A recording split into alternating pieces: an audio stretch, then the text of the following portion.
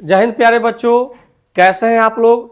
आशा करते हैं सब लोग अच्छे होंगे, मस्त होंगे, स्वस्थ होंगे और अपने एग्जाम की तैयारी भी अच्छे तरीके से कर रहे होंगे। आज के इस वीडियो में हम लोग क्लास 10th बायोलॉजी चैप्टर 3 जिसका नाम क्या है बुआ, परिवहन के मोस्ट वीवी ऑब्जेक्टिव क्वेश्चन आंसर को करेंगे। जैसा कि आप लोग जानते हैं कि हम लोग ऑफलाइन में इस चैप्टर कर लिए हैं और आज हम लोग ऑनलाइन में इस चैप्टर के ऑब्जेक्टिव क्वेश्चनों को देखेंगे। ठीक है बुआ, तो चलिए हम लोग बिना समय गंवाए अपने वीडियो को स्टार्ट करते हैं। और जो भी विद्यार्थी लोग इस चैनल पर नए हैं, आप लोग से रिक्वेस्ट है कि अगर अभी तक आप हमारे चैनल को सब्सक्राइब नहीं किए हैं तो प्लीज़ चैनल को सब्सक्राइब कर लीजिए। और जब चैनल को सब्सक्राइब कर लीजिएगा तो बेल आइकन भी ज़रूर दबाइएगा ताकि हमारे आने वाले वीडियो का नोटिफिकेशन सबसे पहले आप तक पहुँच पाए। चलिए बुआ, तो इस क्लास को शुरू करने से पहले मैं आप लोगों को एक मोटिवेशनल बात बता देता हूँ। एक मोटिवेशनल लाइन बुआ हम लिखे हैं आप लोग के लिए। मुश्किलों से भाग जाना आसान होता है, मुश्किलों से भाग जाना आसान होता है, हर पहलू जिंदगी का इम्तिहान होता है। ठीक है बुआ, मुश्किलों से भाग जाना आसान होता है, हर पहलू जिंदगी का इम्तिहान होता है।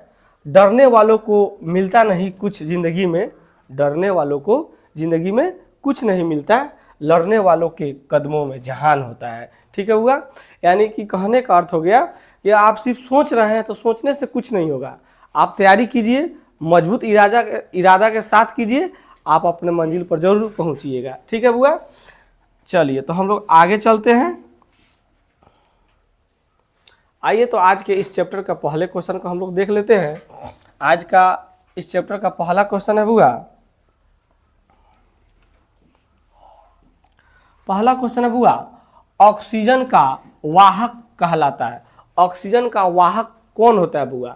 ठीक है, heparin, fibrinogen, prothrombin, haemoglobin oxygen का वाहक कहलाता है। वाहक कहने का मतलब होता है ढोने वाला।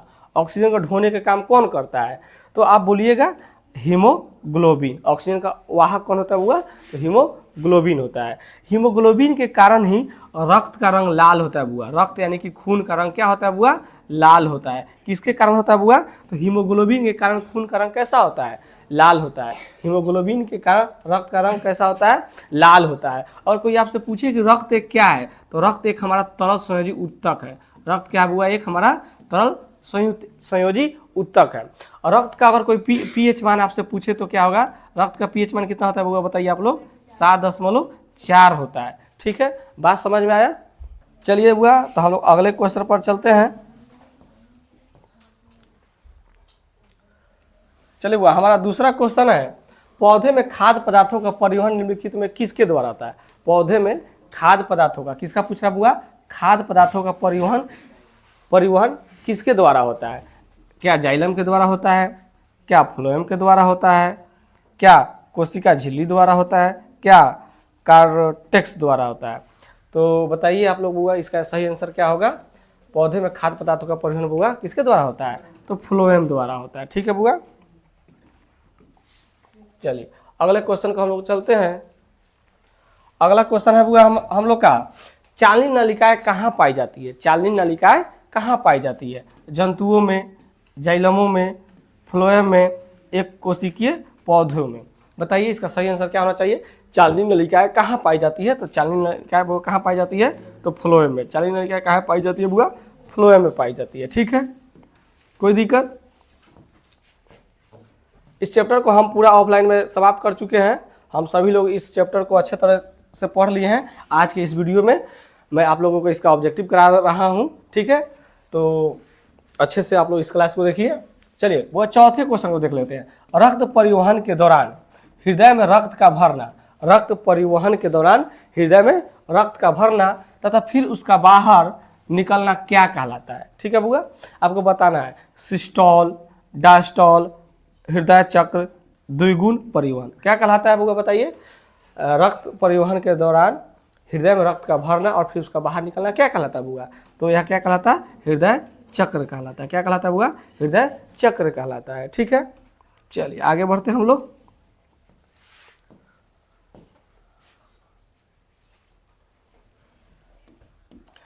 आइए हम लोग पांचवें क्वेश्चन को देखते हैं। एक स्वस्थ व्यक्ति का समान स्थिति में रक्तचाप कितना होता है, जिसको हम लोग बीपी कहते हैं, नहीं बीपी।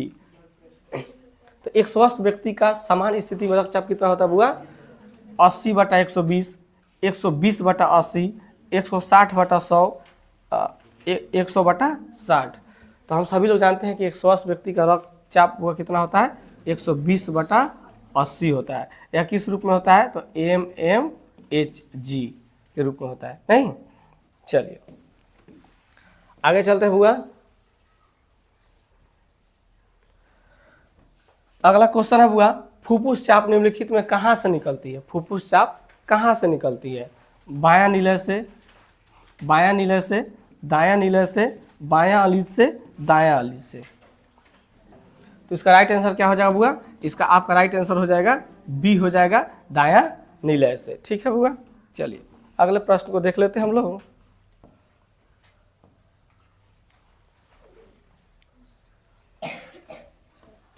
अगला प्रश्न है बुआ, कोशिका झिल्ली किस प्रकार की झिल्ली होती है? बताइए, कोशिका झिल्ली किस प्रकार की झिल्ली होती है? पारगम्य, अपारगम्य, अर्धपारगम्य, इनमें से कोई नहीं। तो इसका सही आंसर क्या हो जाएगा बुआ? हम लोग का सही आंसर सी हो जाएगा, अर्धपारगम्य। ठीक है बुआ। चलिए अगले क्वेश्चन को देखते हैं। आइए अगला क्वेश्चन देख लेते हैं। महाधमनी चाप इनमें से कहाँ से निकलती है? महाधमनी जो चाप होती है कहाँ से निकलती है आपको बताना है। दायां अलिज से, बायां अलिज से, दायां नीलय से, बायां नीलय से। बताइए वो इसका सही आंसर क्या होगा? तो इसका राइट आंसर क्या हो जाएगा बुआ? तो इसका हमारा सही आंसर हो जाएगा डी, बायां नीलय से। ठीक है बुआ। चलिए अगले प्रश्न को देख लेते हैं। इनमें कौन रक्त को थक्का बनाने में सहायक होता है? रक्त को थक्का बनाने में यानी जमने में कौन मदद करता है? लाल रक्त कोशिकाओं, फाइब्रिनोजिन, ऑक्सीहीमोग्लोबिन, लसिका। बताइए बुआ क्या हो जाएगा? आपको हो जाएगा फाइब्रिनोजिन। राइट आंसर हम लोग का बी हो जाएगा।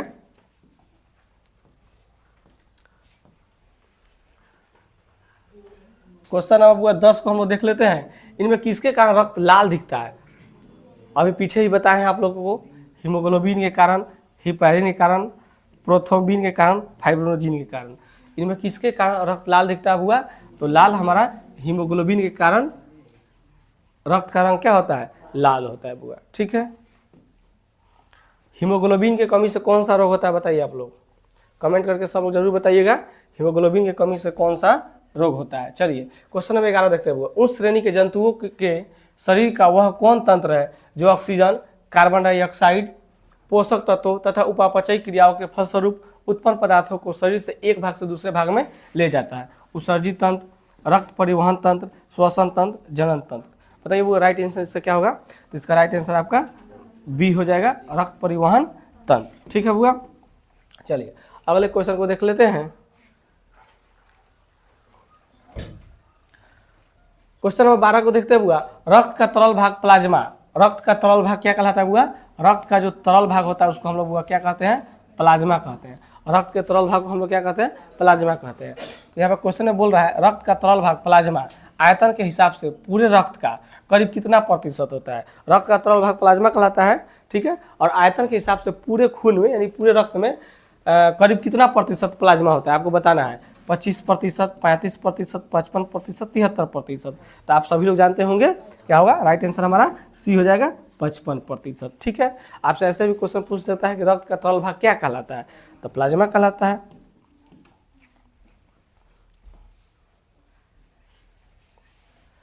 चलिए वो अगला क्वेश्चन है। मैग्नीशियम पाया जाता है, मैग्नीशियम किस में पाया जाता है आपको बताना है। क्लोरोफिल में, क्लोरोफिल में, लाल रक्त कण में, वर्णी लवक में, श्वेत रक्त कण में। बताइए वो इसका राइट आंसर क्या होगा? मैग्नीशियम पाया जाता है, कहाँ पाया जाता है बुआ? तो मैग्नीशियम किस में पाया जाता है? तो क्लोरोफिल में पाया जाता है। ठीक है बुआ। चलिए अगले क्वेश्चन को हम लोग देख लेते हैं। चलिए वो अगला प्रश्न है। निम्नलिखित किसमें शुद्ध या ऑक्सीजन रक्त का प्रवाह होता है? ठीक है। फुफ्फुस शिरा में, फुफ्फुस धमनी में, शिराएं में, श्रिकाएं में।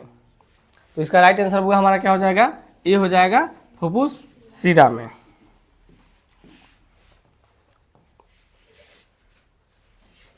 क्वेश्चन नंबर पूरा 15 को देखते हैं।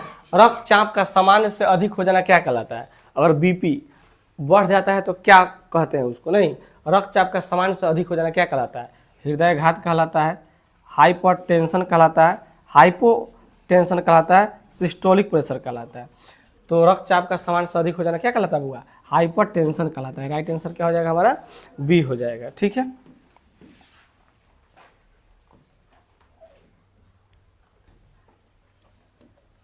अगले प्रश्न को देखते हैं। अग्र महाशिराएं तथा पश्च महाशिराएं कहाँ खुलती है?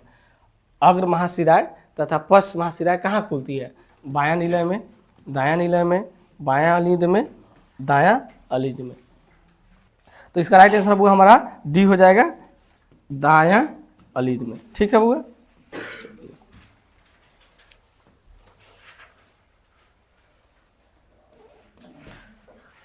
अगला क्वेश्चन है बुआ, ए से नोड है। ए से नोड क्या है? पेशी ऊतक है, तंत्रिका ऊतक है, संयोजी ऊतक है, कंकाल ऊतक है। ए से नोड क्या है बुआ? तो हम लोग का क्या है? ए से नोड क्या है? तंत्रिका ऊतक है। कैसा ऊतक है बुआ? तंत्रिका ऊतक है।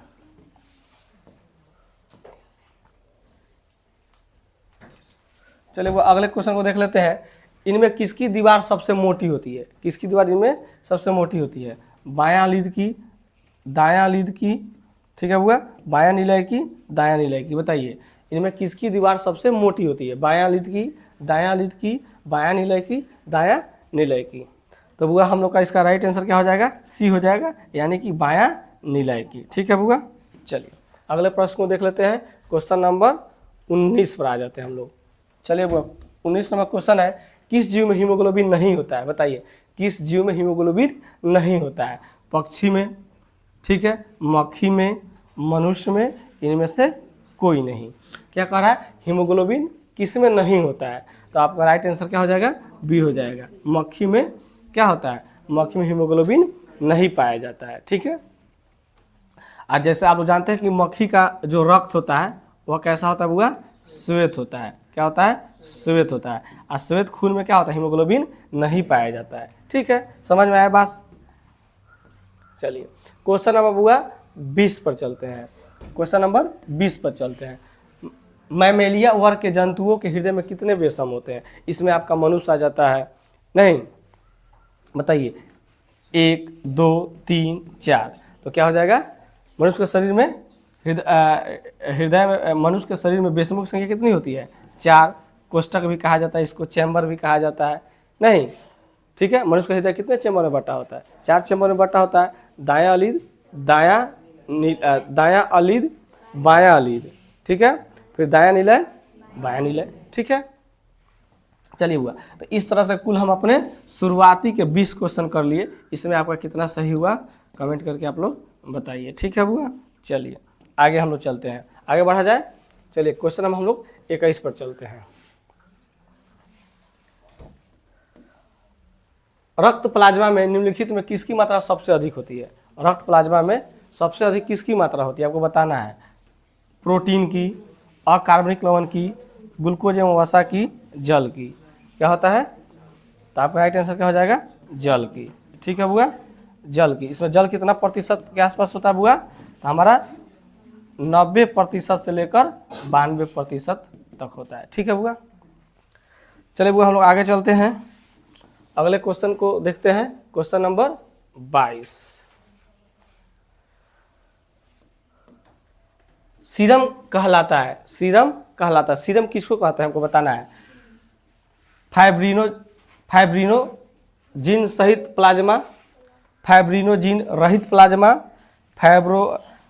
प्रोथ्रोम्बिन रहित प्लाज्मा, प्रोथ्रोम्बिन सहित प्लाज्मा। तो क्या हो जाएगा बुआ? सीरम किसे कहते हैं हम लोग? इसका राइट आंसर बुआ हम लोग का बी हो जाएगा बुआ। क्या हो जाएगा? बी हो जाएगा। फाइब्रिनोजिन रहित प्लाज्मा, फाइब्रिनोजिन रहित प्लाज्मा को ही हम लोग क्या कहते हैं? सीरम कहते हैं। इसलिए हमारा राइट आंसर क्या हो जाएगा? बी हो जाएगा। ठीक है बुआ, चलिए अगले क्वेश्चन पर चलते हैं।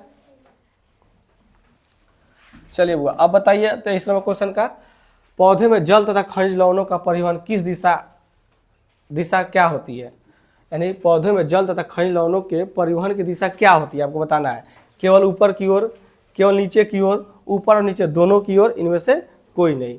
तो जल और खनिज लवण दोनों है, परिवहन की दिशा क्या होती है? अच्छा, पौधे में जल तथा खनिज लवण है बुआ।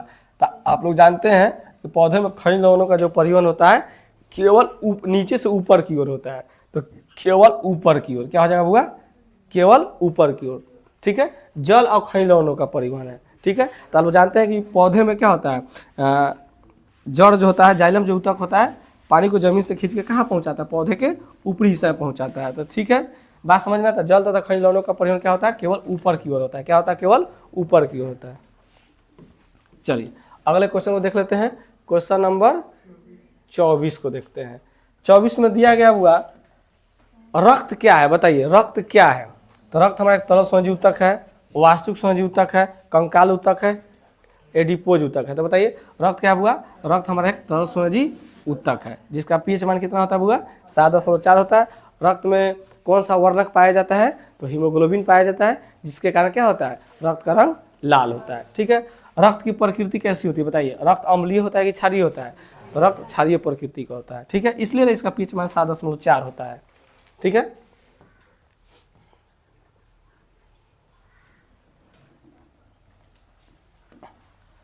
निम्नलिखित में कौन सा संवहन ऊतक है? संवहन ऊतक कौन है इसमें? बताइए, ऊतक, फ्लोएम, जाइलम, बी एवं सी दोनों। तो हम लोग जानते हैं कि जाइलम और फ्लोएम दोनों मिलकर क्या बनाते हैं? संवहन ऊतक बनाते हैं। ठीक है, तो इसलिए इसका राइट आंसर हमारा क्या हो जाएगा? डी हो जाएगा, जाइलम और फ्लोएम दोनों हो जाएगा। ठीक है बुआ,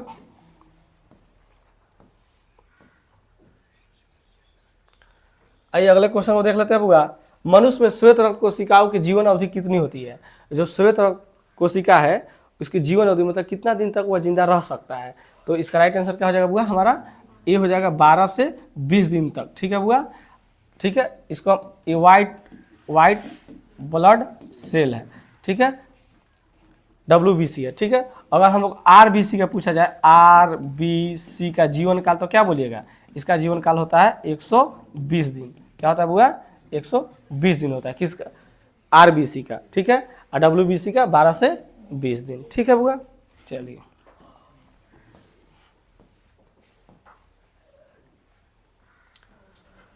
अगले प्रश्न में देखते हैं। पौधों में खाद्य पदार्थों का हस्तांतरण किधर से किधर होता है? पौधों में खाद्य पदार्थों का हस्तांतरण किधर से किधर होता है?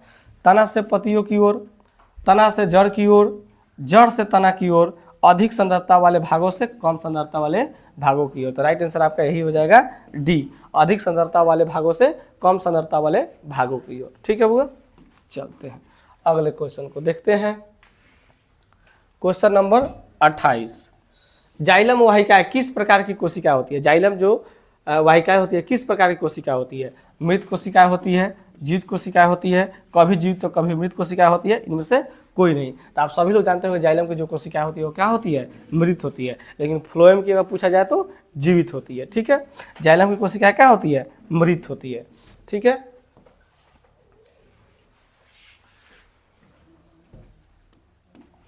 खनिज लवणों का अवशोषण पौधे किस रूप में करते हैं?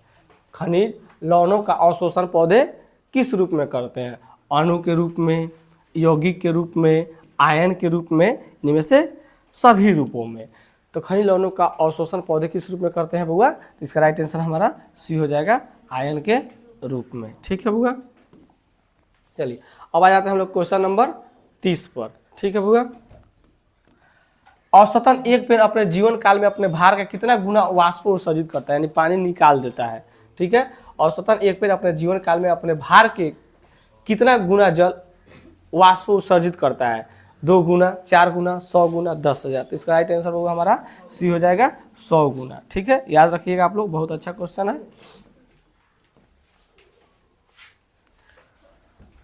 अगले प्रश्न में देख लेते हैं। पौधा के बाहरी वायवीय भागों द्वारा जलवाष्प के निकलने की क्रिया क्या कहलाती है? अवशोषण, उत्सर्जन, वाष्प उत्सर्जन, परिवहन। इसका राइट आंसर क्या हो जाएगा बुआ?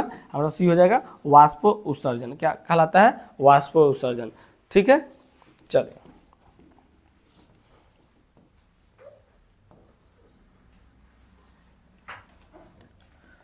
जल के अवशोषण एवं परिवहन में जड़ की जाइलम वाहिकाओं में उत्पन्न होने वाला दाब को क्या कहते हैं? प्रसरण दाब, विसरण दाब, स्फीति दाब, मूल दाब। जल के अवशोषण एवं परिवहन में जड़ की जाइलम वाहिकाओं में उत्पन्न होने वाला दाब को क्या कहते हैं? प्रसरण दाब, विसरण दाब, स्फीति दाब, मूलदाब। तो इसका राइट आंसर बुआ आपका डी हो जाएगा, मूलदाब। क्या हो जाएगा बुआ? मूलदाब। ये क्वेश्चन नंबर 33 को देखते हैं। एक कोशिकीय शैवालों में जल का परिवहन होता है। एक कोशिकीय शैवालों में जल का परिवहन होता है, किसके द्वारा होता है आपको बताना है। प्रासरण द्वारा, चालनीय नलिकाओं द्वारा, विसरण द्वारा, जाइलम वाहिकाओं द्वारा। वो तो क्या हो जाएगा? एक कोशिकीय शैवालों में जल का परिवहन किसके द्वारा होता है बुआ? तो हमारा राइट आंसर सी हो जाएगा, विसरण द्वारा। किसके द्वारा बुआ? विसरण द्वारा। ठीक है।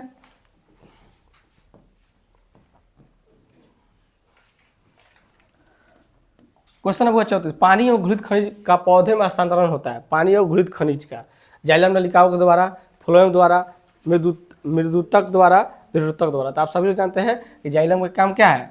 पानी को जमीन से खींचकर ऊपर पहुंचाना। ठीक है। और पानी में ही क्या मिला रहता है? हमारा खनिज लवण। ठीक है। यानी पौधा जब जमीन से पानी खींचता है ना, किसके द्वारा खींचता है? किसके मदद से? तो जाइलम ऊतक के द्वारा।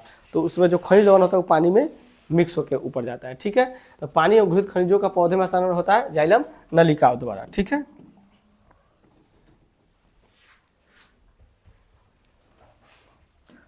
पौधे में खाद्य पदार्थों का हस्तांतरण किसके द्वारा? देखिए वहां पर किसका था? जल का और खनिज लवण का था। यहाँ पर किसका है?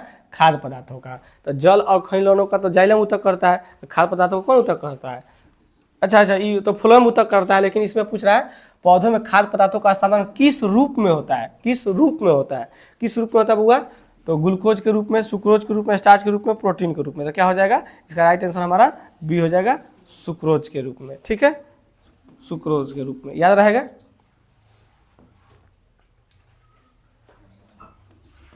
अगला क्वेश्चन हुआ, फ्लोएम से खाद्य पदार्थों का परिवहन पौधे में किस दिशा में होता है? केवल नीचे की ओर, केवल ऊपर की ओर, ऊपर नीचे दोनों की ओर, इनमें से कोई नहीं। तो देखिए फ्लोएम से, फ्लोएम है और खाद्य पदार्थों का है। तो खाद्य पदार्थों का परिवहन जो होता है पौधे किस दिशा में होता है? तो ऊपर और नीचे दोनों ओर होता है। सिर्फ जल और खनिज लवण का अवशोषण क्या होता है? सीधा नीचे से ऊपर की ओर, नीचे से ऊपर की होता है। लेकिन खाद्य पदार्थों का जो परिवहन पूछेगा तो ऊपर से नीचे भी होगा। ठीक है। ऊपर से नीचे, नीचे से ऊपर। ठीक है। समझ में आया बात? चलिए क्वेश्चन नंबर 37 को देखते हैं। शुद्ध या ऑक्सीजनित रक्त को हृदय से शरीर के विभिन्न भागों में ले जाने वाली रक्त वाहिनियां कहलाती है। धमनियां, शिराएं, अलिंद, नीलाएं। तो यहाँ पर शुद्ध है दिया। तो शुद्ध रक्त का परिवहन कौन करता है हुआ? तो धमनी करती है। तो धमनियां हो जाएगा। ठीक है। क्वेश्चन कह रहा था शुद्ध या ऑक्सीजनित रक्त को, शुद्ध रक्त कौन होता है? जिसमें ऑक्सीजन की मात्रा हो। ठीक है। तो शुद्ध या ऑक्सीजनित रक्त को हृदय से, कहाँ से? हृदय से शरीर के विभिन्न भागों में ले जाने वाली रक्त वाहिनियां क्या कहलाती है? तो धमनियां कहलाती है। ठीक है। चलिए वो हम लोग आगे चलते हैं। क्वेश्चन नंबर 38 देखते हैं। हृदय के बेसमों का शिथिलन क्या कहलाता है? हृदय के बेसमों का शिथिलन क्या कहलाता है? सिस्टोल, डायस्टोल, हृदय संकुंचन, तालबद्ध संकुचन। तो हृदय के बेसमों का शिथिलन क्या कहलाता है हुआ? तो डायस्टोल कहलाता है। ठीक है बुआ।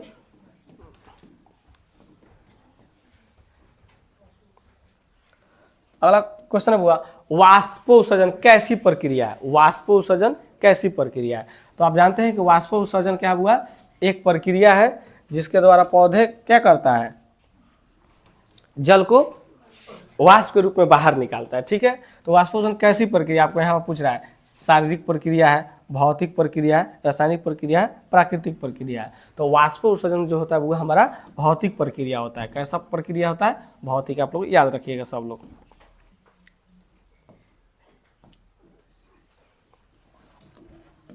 चलिए वो अगले क्वेश्चन देखते हैं। आरबीसी की जीवन अवधि होती है। आरबीसी यानी रेड ब्लड सेल, लाल रक्त कोशिकाएं। ठीक है। की जीवन अवधि होती है 120 दिन, 180 दिन, 80 दिन, 220 दिन। तो क्या होगा बुआ? आरबीसी की जीवन अवधि होती है 120 दिन। और श्वेत का पूछेगा तो 12 से 20 दिन। प्राकृतिक में ऑक्सीजन का संतुलन कैसे बना रहता है? प्राकृतिक में ऑक्सीजन का संतुलन कैसे बना रहता है? संयोजन क्रिया द्वारा, प्रकाश संश्लेषण, अपघटन, इनमें से कोई नहीं थी, सभी लोग जानते होंगे। क्या हो जाएगा? प्रकाश संश्लेषण द्वारा। ठीक है।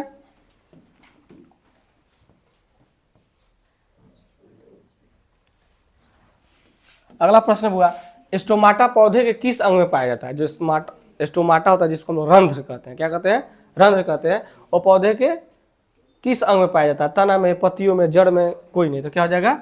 राइट आंसर बी हो जाएगा, पत्तियों में। ठीक है, पत्ता में जो छोटा छोटा छिद्र होता है उसी को हम लोग रंध्र कहते हैं, इंग्लिश में उसे स्टोमाटा कहा जाता है। ठीक है, ले हुआ क्वेश्चन। अब हम लोग 43 को देख लेते हैं। पौधे में जल का लगातार अवशोषण डैश पर निर्भर करता है। ठीक है, जल संवहन पर, मूल रोम पर, वाष्प उत्सर्जन पर, सभी पर। इसका राइट आंसर आपका सी हो जाएगा बुआ, वाष्प उत्सर्जन पर। ठीक है, पौधे में जल का लगातार अवशोषण डैश पर निर्भर करता है, तो वाष्प उत्सर्जन पर। ठीक है बुआ, चलिए अगला प्रश्न को देखते हैं। आप लोग सभी देखकर कंफ्यूज नहीं हो जाइएगा, क्वेश्चन को पहले ध्यान से पढ़िए, नहीं तो बहुत अधिकांश बच्चे इसमें क्या लगाते हैं आंसर, इस क्वेश्चन में क्या लगाते हैं बुआ। जैसे यहाँ पर देखिए, इसमें क्वेश्चन क्या कह रहा है, पौधे में जल का लगातार अवशोषण डैश पर निर्भर करता है, संवहन, जल संवहन, मूल रोम, वाष्प उत्सर्जन सभी दिया है, तो अधिकांश बच्चे का आंसर इसमें से क्या होता है? सभी होता है। लेकिन क्वेश्चन को ध्यान से पढ़ना है कि पौधे में जल का लगातार अवशोषण डैश पर निर्भर करता है, तो वाष्प उत्सर्जन पर करता है। ठीक है, अगर वाष्प उत्सर्जन की क्रिया तेज होगी तो जल का अवशोषण ज़्यादा होगा, वाष्प उत्सर्जन क्रिया का धीरे धीरे होगा तो जल का अवशोषण कम होगा। नहीं, चलिए अगले प्रश्न को हम लोग देख लेते हैं। क्वेश्चन नंबर 44, महाधमनी एवं उनकी मुख्य शाखाओं में रक्त प्रवाह का दबाव डैश कहलाता है? रक्तचाप, मूल रोम, क और ख दोनों, कोई नहीं। महाधमनी एवं उनकी मुख्य शाखाओं में रक्त प्रवाह होगा, प्रवाह का दबाव डैश कहलाता है, तो रक्तचाप कहलाएगा। क्या कहलाएगा बुआ? रक्तचाप कहलाता है।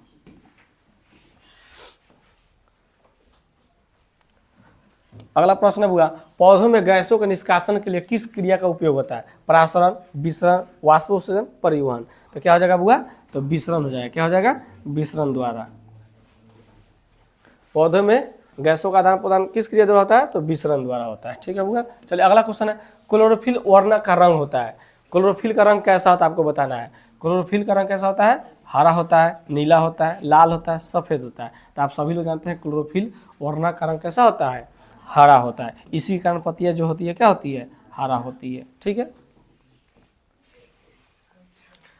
अगला क्वेश्चन है बुआ, रक्त क्या है? कोशिका है, उत्तक है, पदार्थ है, कोई नहीं। तो आप लोग सभी जानते हैं कि रक्त क्या है? उत्तक है। कैसा उत्तक है? तो तरल संयोजित उत्तक है। रक्त का पीएच मान कितना होता है? 7.4 होता है। रक्त किस प्रकृति का होता है? तो क्षारीय प्रकृति का होता है। ठीक है, रक्त कहाँ बनता है? अगर पूछे रक्त कहाँ बनता है तो अस्थि मज्जा में। कहाँ बनता है? अस्थि मज्जा में। अगला क्वेश्चन पाते हैं, पादप में जाइलम उत्तरदायी है। पादप में, पेड़ पौधे में जो जाइलम होता है उसका क्या काम है, किस लिए उत्तरदायी है? जल का वहन करने के लिए, भोजन का वहन करने के लिए, अम्लों का वहन करने के लिए, ऑक्सीजन का वहन करने के लिए।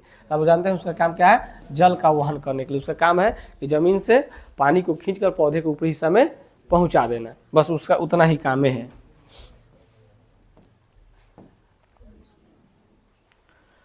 अगला क्वेश्चन हुआ, मानव हृदय घिरा हुआ है। मानव जो हृदय होता है किससे घिरा होता है?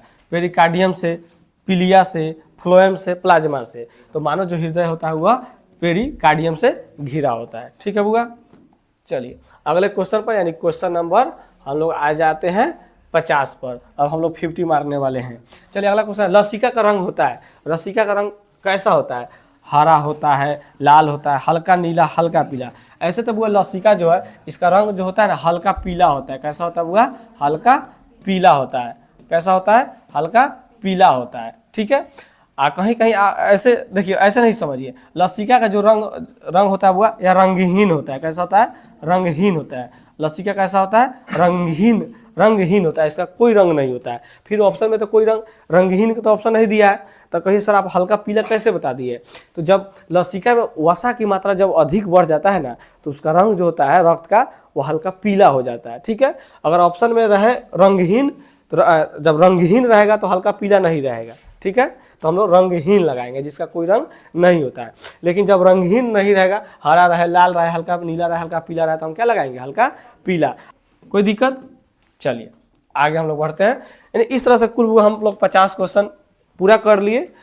तो जो भी विद्यार्थी इस वीडियो को देख रहे हैं उनसे रिक्वेस्ट है कि अगर अभी तक चैनल को सब्सक्राइब नहीं किए तो प्लीज़ चैनल को सब्सक्राइब कर ही लीजिए, और जो लोग सब्सक्राइब कर लिए हैं तो लाइक नहीं किए तो लाइक कर दीजिए, और कमेंट भी करिए कि 50 में आप कितना सही किए, शुरुआत के 50 में आप कितना सही किए, कमेंट करके आप लोग जरूर बताइए। आप लोग कमेंट करने में काफ़ी कंजूसी करते हैं, कंजूसी मत कीजिए, कमेंट कीजिए, लाइक कीजिए, इससे हमें भी मोटिवेशन मिलता है, ताकि हम लोग भी, आप जैसे जैसे फीडबैक आपका अच्छा मिलेगा, जैसे जैसे आप कमेंट कीजिएगा, लाइक कीजिएगा, तो हमें भी प्रोत्साहन मिलेगा, जिससे हम भी क्या करेंगे, आप लोगों के लिए काफ़ी मेहनत करेंगे। ठीक है बुआ, तो चलिए हम लोग आगे चलते हैं, और आप लोग शुरुआत के 50 क्वेश्चन में कितना सही किया आप लोग बताइएगा। आइए क्वेश्चन नंबर हम लोग 51 पर चलते हैं।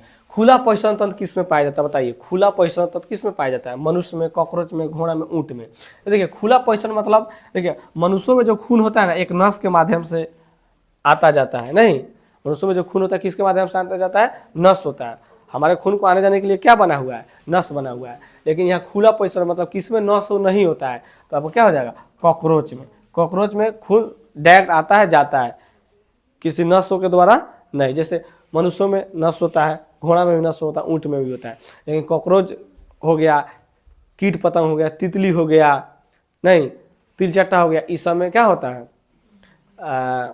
नस नहीं होता है। ठीक है, इसमें खुला परिवहन तंत्र पाया जाता है। ठीक है बुआ, चलिए आइए क्वेश्चन नंबर हम लोग 51 पर चलते हैं, 52 पर आ जाते हैं। 52 नंबर क्वेश्चन बुआ, प्रकाश संश्लेषण क्रिया में ऑक्सीजन बाहर निकलता है। ठीक है, किससे निकलता है आपको बताना है। प्रकाश संश्लेषण क्रिया में ऑक्सीजन निकलता है कि नहीं निकलता है? तो किससे निकलता है? जल से निकलता है, कार्बन डाइऑक्साइड से निकलता है, ग्लूकोज से निकलता है, डिक्टियोजोम से निकलता है। तो इसका राइट आंसर क्या हो जाएगा बोलिए? इसका राइट आंसर हम लोग का ए हो जाएगा, जल से निकलता है। किससे निकलता है बुआ? जल से निकलता है। तो इसका राइट आंसर हम लोग क्या हो जाएगा? ए हो जाएगा। चलिए वो अगला क्वेश्चन है, रक्त का थक्का बनाने में सहायक होता है, रक्त को जमने में कौन मदद करता है? लाल रक्त कोशिका, श्वेत रक्त कोशिका, रक्त बिंबाणु, इनमें से कोई नहीं। तो इसका राइट आंसर क्या हो जाएगा? सी हो जाएगा, रक्त बिंबाणु। आइए वो अगले क्वेश्चन को देख लेते हैं। हीमोग्लोबिन की कमी से कौन सा रोग होता है, बताइए बुआ। हीमोग्लोबिन की कमी से कौन सा रोग होता है? मधुमेह, पीलिया, एनीमिया, डायरिया। तो मधुमेह की कमी से क्या होता है बुआ? एनीमिया होता है। सॉरी, हीमोग्लोबिन की कमी से क्या होता है? एनीमिया होता है।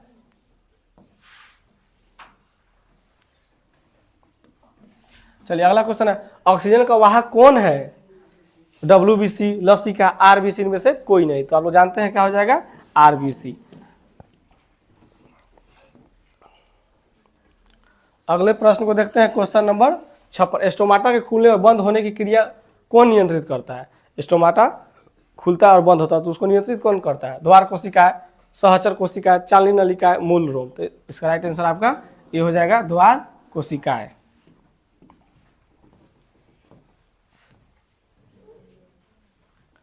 अगला प्रश्न हुआ, निम्न में सबसे तेज धड़कन किसका होता है?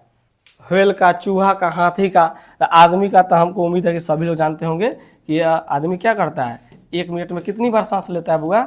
1 मिनट में 72 बार सांस लेता है। ठीक है, निम्न में सबसे तेज धड़कन किसका होता है? तो आप लोग याद रखिएगा, चूहा का बुआ। क्या होता है? चूहा का। ठीक है, चलिए आगे बढ़ते हैं। अगला प्रश्न बुआ, फ्लोएम ऊतकों द्वारा कार्बोहाइड्रेट का परिवहन होता है ग्लूकोज के रूप में, फ्रुक्टोज के रूप में, लैक्टोज के रूप में, सुक्रोज के रूप में।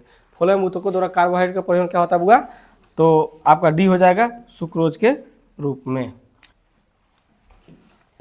चलिए बुआ हम लोग आगे चलते हैं, क्वेश्चन नंबर 59 पर। हृदय से रक्त को संपूर्ण शरीर में पंप किया जाता है। हृदय से रक्त को पूरे शरीर में पंप किया जाता है, फेफड़ों द्वारा, निलय द्वारा, अलिंदों द्वारा, इनमें से सभी द्वारा। बताइए वो इसका सही आंसर क्या होगा? तो वो इसका राइट आंसर हम लोग का बी हो जाएगा, निलय द्वारा। क्या हो जाएगा? निलय द्वारा। ठीक है, हृदय से रक्त को संपूर्ण शरीर में पंप किया जाता है किसके द्वारा? निलय द्वारा। ठीक है, अगर दायां निलय बायां निलय रहता तो क्या हो जाता? बायां निलय द्वारा। ठीक है, चलिए गाढ़ कोशिका कौन सी भित्ति मोटी होती है? भीतरी, बाहरी, पार्श्व, इनमें से सभी। गाढ़ कोशिका कौन सी भित्ति मोटी होती है बुआ? तो भीतरी। क्या हो जाएगा? भीतरी। ठीक है, गाढ़ कोशिका कौन सी भित्ति मोटी होती है? तो भीतरी वाला जो होता है मोटा होता है, और बाहर वाला पतला होता है। चलिए वो आगे हम लोग चलते हैं, क्वेश्चन नंबर 61 को देख लेते हैं। जल तथा लवणों का परिवहन हमेशा होता है एक दिशीय, द्विदिशीय, बहुदिशीय, इनमें से सभी। तो हम आप लोग को बताए थे कि जल और खनिज लवण का परिवहन कौन करता है? जाइलम ऊतक करता है। कौन करता है? जाइलम ऊतक करता है। तो जाइलम का क्या क्या है? जमीन को नीचे से पानी खींचकर ऊपर पहुंचा देना। और नीचे से ऊपर ले आता है? नहीं ले आता है, तो सीधा एक दिशीय हो गया, यानी कि नीचे से ऊपर। तो जल तथा लवणों का परिवहन जो होता है वो कैसा होता है? एक दिशीय होता है, यानी कि नीचे से ऊपर होता है। ठीक है, क्वेश्चन वही है बुआ, थोड़ा मोड़ा घुमा देता है बस। चलिए आगे देखते हैं। लाल रक्त कोशिकाओं का कब्रगाह एवं ब्लड बैंक किसे कहा जाता है? यकृत को, प्लीहा को, हृदय को, अमाशय को। तो किसे कहा जाता है? प्लीहा को। किसे कहा जाता है? प्लीहा को। राइट आंसर हमारा बी हो जाएगा। क्वेश्चन नंबर बुआ 63 है। एक हृदय चक्र में कितना समय लगता है? 0.1 सेकेंड, 0.3 सेकेंड, 0.8 सेकेंड, 0.5 सेकेंड। तो इसका राइट आंसर आपका सी हो जाएगा 0.8 सेकेंड। ठीक है बुआ। अगला प्रश्न है बुआ, अशुद्ध रक्त फेफड़ा से हृदय में जाता है, फुफ्फुस शिरा द्वारा, फुफ्फुस धमनी द्वारा, रक्त कोशिकाओं द्वारा, इनमें से कोई नहीं। तो बताइए बुआ इसका सही आंसर क्या होगा? अशुद्ध रक्त फेफड़ों से हृदय में जाता है, फुफ्फुस शिरा द्वारा, फुफ्फुस धमनी द्वारा, रक्त कोशिकाओं द्वारा, इनमें से कोई नहीं। तो इसका राइट आंसर बुआ हम लोग का ये हो जाएगा, फुफ्फुस शिरा द्वारा। ठीक है, चलिए अगले क्वेश्चन को देखते हैं। क्वेश्चन नंबर 65 पर चलते हैं बुआ। बताइए बुआ, धमनिया का क्या कार्य है? शुद्ध रक्त का वहन करना, अशुद्ध रक्त का वहन करना, ये अभी दोनों इनमें से कोई नहीं था। जो धमनी होता है शुद्ध रक्त का वहन करता है। ठीक है बुआ। अगला क्वेश्चन है बुआ, धमनियां शुद्ध रक्त पहुंचाती है, ठीक है, हृदय से शरीर के विभिन्न भागों में, शरीर से हृदय में, हृदय से फेफड़ों की ओर, इनमें से कोई नहीं। तो धमनियां शुद्ध रक्त पहुंचाती है हृदय से शरीर के विभिन्न भागों में। तो राइट आंसर हमारा ये हो जाएगा।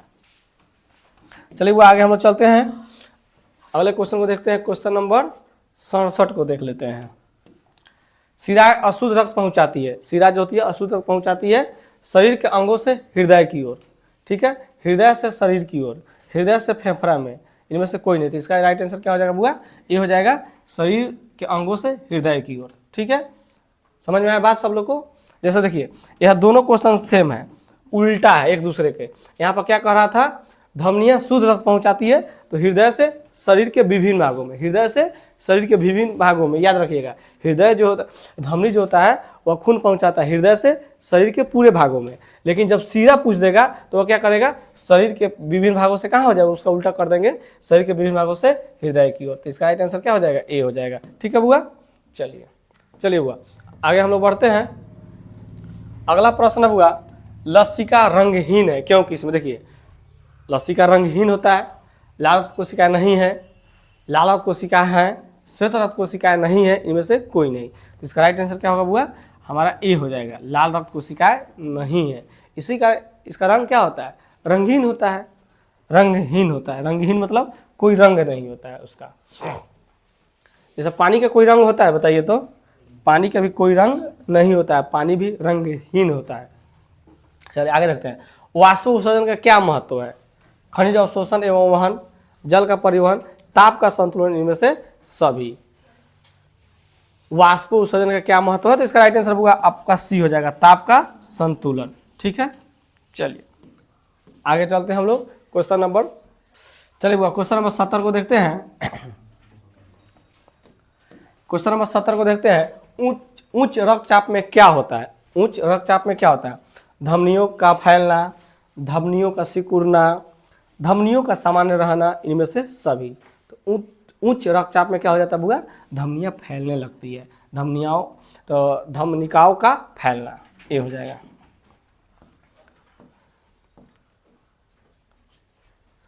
चलिए वो अगले क्वेश्चन को देखते हैं। समान अनुशीतलन रक्तदाब होता है, क्या कह रहा है बुआ? समान अनुशीतलन रक्तदाब होता है। रक्तदाब इसको हम लोग बीपी कहते हैं, रक्तचाप कहिए। तो रक्तचाप कितना होता है? ब्लड प्रेशर, स्वस्थ मनुष्य का ब्लड प्रेशर कितना होता है? 120/80 mmHg होता है। ठीक है, यही होता है ना। तो एक को हम लोग क्या कहते हैं? प्रकुंचन कहते हैं, प्रकुंचन कहते हैं। ठीक है। यह कितना होता है 120 होता है, ठीक है। 120 mmHg कह दीजिए, ठीक है। ये क्या होता है अनुशीतलन, ये क्या होता है बुआ अनुशीतलन, सब लोग याद रखिएगा। यह कितना होता है 80 mmHg, ठीक है, याद रहेगा। तो समान अनुशीतलन रक्तदाब होता है 80 mm, 100 mm, 120 mm, 130 mm। तो क्या पूछ रहा है अनुशीतलन दिया है, तो अनुशीतलन 80 हो जाएगा, तो राइट आंसर हमारा ए हो जाएगा, ठीक है बुआ। चलिए बुआ आगे हम लोग चलते हैं। क्वेश्चन नंबर 72, दोहरा परिश्रम नहीं पाया जाता है। दोहरा परिश्रम किस में नहीं पाया जाता है, मनुष्य में, मेढक में, पक्षी में, मछली में। तो दोहरा परिश्रम आपका मछली में नहीं पाया जाता है, ठीक है बुआ। चलिए आगे बढ़ते हैं। अगला क्वेश्चन है बुआ, मछली के हृदय में कितने कोष्ठ होते हैं। जैसे मनुष्य के हृदय में 4 कोष्ठ होते हैं, उसी तरह आपको बताना है कि मछली के हृदय में कितने कोष्ठ होते हैं। 1, 3, 2, 4। बताइए इसका राइट आंसर। इसका राइट आंसर आपका 2 हो जाएगा, यानी सी, ठीक है। मछली का जो हृदय होता है 2 कोष्ठों में बटा होता है। क्वेश्चन नंबर 74, इंसुलिन की कमी से कौन सा रोग होता है। बताइए इंसुलिन की कमी से कौन सा रोग होता है। उच्च रक्तचाप, मधुमेह, घेंगा, बौनापन। क्या हो जाएगा इंसुलिन कमी से हमारा क्या हो जाता है बुआ मधुमेह हो जाता है। क्या हो जाता है मधुमेह हो जाता है, ठीक है बुआ। चलिए और आज के इस क्लास का अंतिम क्वेश्चन यानी क्वेश्चन नंबर 75। चलिए 75वां क्वेश्चन दिया है, यूरिया रक्त में कहाँ से प्रवेश करती है। यूरिया जो है रक्त में कहाँ से प्रवेश करती है। तो पहले बताइए आप लोग कि यूरिया हमारे शरीर में किस अंग में बनता है। फेफड़ा में, यकृत से, श्वास नलिकाओं से, अवृक्क से। तो हम लोग जानते हैं कि यकृत में क्या होता है, यकृत में क्या होता है यूरिया बनता है। यकृत में यूरिया बनता है। क्वेश्चन कर यूरिया रक्त में कहाँ से प्रवेश करती है, तो यकृत से करेगी, ठीक है। इस यकृत में क्या क्या बनता है, आपका यूरिया बनता है, पीत भी यकृत में बनता है, ठीक है। चलिए बुआ, तो इस तरह से कुल हम अपने 75 क्वेश्चन कर लिए। कितना क्वेश्चन किए बुआ हम लोग अपने 75 क्वेश्चन किए। अब आपको क्या करना है बुआ, तो हम लोग कुल कितने क्वेश्चन किए बुआ, कुल 75 क्वेश्चन किए, ठीक है। और आपको कमेंट करके बता देना है, आप लोग कमेंट करके बताइए कि आप 75 में कितने सही कर पाए हैं, ठीक है। ताकि इससे आपको अनुमान लगे कि आपकी तैयारी अच्छा चल रहा है कि कुछ कमी है। नहीं, आप लोग कमेंट करके ज़रूर बताइएगा कि आप 75 में कितना सही किए, और सही बताइएगा, झूठा कमेंट नहीं कीजिएगा, ठीक है। कमेंट करना होगा तो सही राइट बताइएगा, अरे तो झूठा कमेंट नहीं करना है, ठीक है। तो आप 75 में कितना सही किए आप लोग कमेंट करके बताइएगा, ठीक है बुआ। और अभी तक जो भी विद्यार्थी लोग इस वीडियो पर लाइक नहीं किए हैं तो लाइक कर दीजिए, और एक प्यारा सा कमेंट कीजिए आज के इस क्लास के बारे में, ठीक है। और अपने जिगरी दोस्तों के पास, जो आपको जिगरी दोस्त है जिससे आप चाहते हैं कि हम भी सफल हो और साथ साथ हमारा दोस्त भी सफल हो जाए, ठीक है, तो उनके पास भी इस वीडियो को शेयर कर दीजिए। और जो भी विद्यार्थी लोग हमारे चैनल पर नए हैं, अगर अभी तो वो लोग चैनल को सब्सक्राइब नहीं किए हैं तो प्लीज़ चैनल को सब्सक्राइब भी कर लीजिए। तो आज इतना ही, अब हम लोग एक नए वीडियो के साथ अगले क्लास में मिलते हैं। तब तक के लिए बेस्ट ऑफ लक। जय हिंद, जय भारत।